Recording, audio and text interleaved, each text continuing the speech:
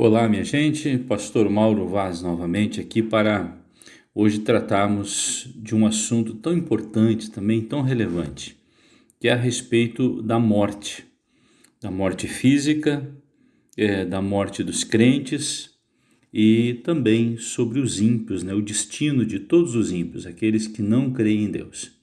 Então eu queria começar falando para vocês aí a respeito da morte física. A morte física e a natureza dela, né? De acordo com as escrituras, a morte física é o término da vida física neste mundo, né? Pela separação do corpo e do espírito.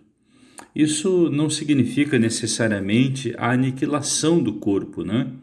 A morte física não é uma cessação da existência, ou seja, só porque alguém morreu fisicamente não significa que ela deixa de existir aquela pessoa.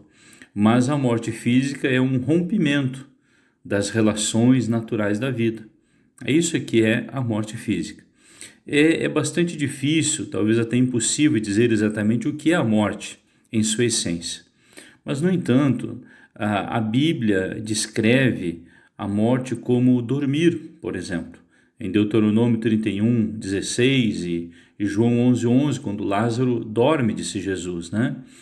A Bíblia também descreve a morte como deixar este tabernáculo, em 2 Pedro 1,14. A Bíblia também descreve a morte como descer ao silêncio, no Salmo 115, 17, ou expirar, em Atos 5,10, que aconteceu com Ananias e Safira, né? Tornar ao pó, como diz Gênesis 3,19, e partir. Também é uma das descrições da morte física na Bíblia, em Filipenses 1,23. Então é importante a gente notar, né, que a morte física, para o crente, deixa de ser uma pena ou castigo, né? O crente não pode ver a morte física como uma penalidade ou um castigo, como acontece com o descrente. Na verdade, para o incrédulo, não só indica a separação entre o corpo e a alma, entre o indivíduo e tudo quanto lhe é querido na terra, mas sobretudo significa a separação eterna dele e Deus. Isso para o descrente, né? Pois sobrevindo-lhe a morte física, esta, na verdade, sela, né, o seu destino eterno.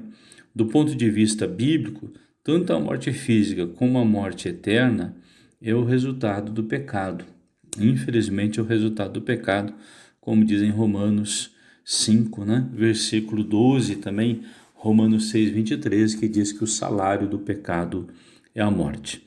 Então, para você entender aí sobre a morte, né, a morte física, é importante dizer que para o crente não significa a cessação da vida, na verdade significa o início de uma nova etapa.